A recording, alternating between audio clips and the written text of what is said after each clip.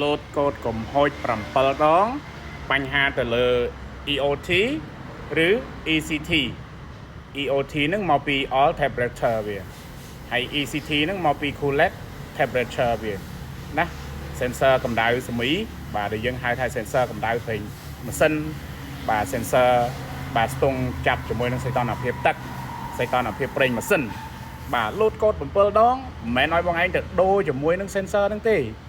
តើអត់បាទអញ្ចឹង3ករណីដែលយើងត្រូវមើលបាទ load code ម៉ាស៊ីនបង្ហាញមកហើយមែនទេ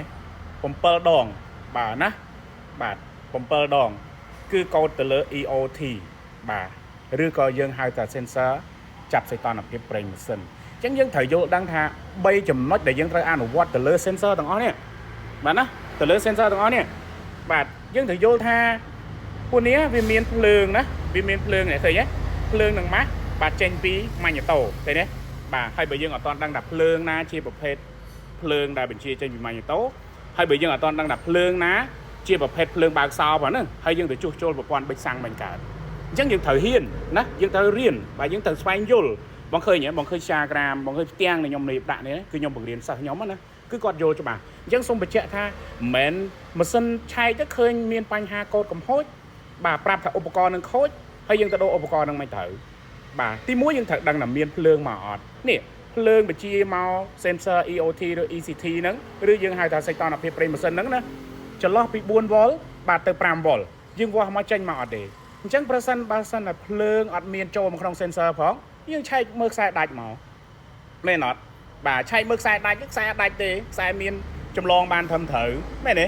បាទដល់ពេលបងមកមើលឲ្យជាក់លាក់ទៅភ្លើងអត់បានបញ្ជាចេញពីម៉ាញ៉េតូបងអាហ្នឹងគេហៅថាខូចម៉ាញ៉េតូផ្នែកមិនបញ្ជាភ្លើងចូលទៅក្នុង sensor EOT ឬក៏ sensor ECT បាទឆែកអាហ្នឹងហើយយើងត្រូវចេះវាស់ម៉ាស់វាទៀតណាឃើញទេវាស់ម៉ាស់វាទៀតម៉ាស់ហ្នឹងគឺម៉ាស់ resistance បញ្ជាចេញពីម៉ាញ៉េតូចូលទៅក្នុង sensor EOT ដើម្បីឲ្យ sensor ហ្នឹងដំណើរការបានតើអត់ហើយយើងត្រូវយល់អំពីដំណើរការហ្នឹងទៀតណាបាទបើយើងអត់យល់ពីដំណើរការហ្នឹងបងឯងទៅជួសជុលវាមិនបានតើទេអញ្ចឹងសូមបញ្ជាក់ថាមិនមែន load code EOT បាទ load code O2 sensor IAT TP sensor ណាឬក៏map sensor ណោះឬក៏ sensor ផ្សេង load បិចសាំងបាទ load mobile យើងទៅដូរអត់ទេណាយើងឆែកឲ្យដឹងទៅណាដូច mobile អញ្ចឹង mobile ណាភ្លើង12វ៉ុល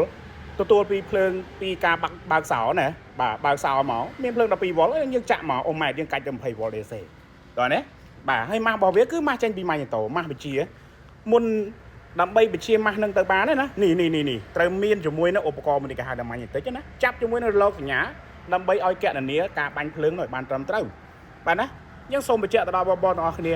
ជួសជុលម៉ូតូប្រព័ន្ធបិចសាំងបើយើងអត់យល់យើងទៅជួសជុលមិនកើតគិតតែពីដូរគ្រឿងគិតពីដើរចាក់ខ្សែកាត់ខ្សែដូរខ្សែនេះទៅខ្សែនេះអានឹងយើងយល់ឲ្យច្បាស់នៅនឹងសិនណោះបាទហើយបើចង់សិក្សាបន្ថែមអាចតំណាក់តំណងមកខ្ញុំបានណាជាងដែលមានអាជីពជាងដែលមានកន្លែងបើកបាទមានម៉ួយច្រើនគួរតែមករៀនបន្ថែមស្វែងយល់ឲ្យបានស៊ីជម្រៅទៅលើប្រព័ន្ធភ្លើងបិចសាំងបាទក៏ដូចជាប្រព័ន្ធភ្លើងដេរស្ងាត់ប្រព័ន្ធភ្លើង Smart Key ខ្ញុំទទួលបង្រៀនរយៈពេលខ្លីបាទអញ្ចឹងមានតែប៉ុណ្្នឹងឯណាបាទសូមបញ្ជាក់មិនមែន load code ទៅដូរ sensor យកតែម្ដងទេវាស់ភ្លើងម៉ាស់បញ្ជាចេញពីម៉ាញ៉េតូបើសិនតែជាប្រភេទបាទណាជាប្រភេទsensor ដែលទទួលភ្លើងពីម៉ាញ៉េតូណាឃើញទេ4វ៉ុលជាងទៅ5វ៉ុលបាទអូខេប៉ុណ្ណឹងអរគុណ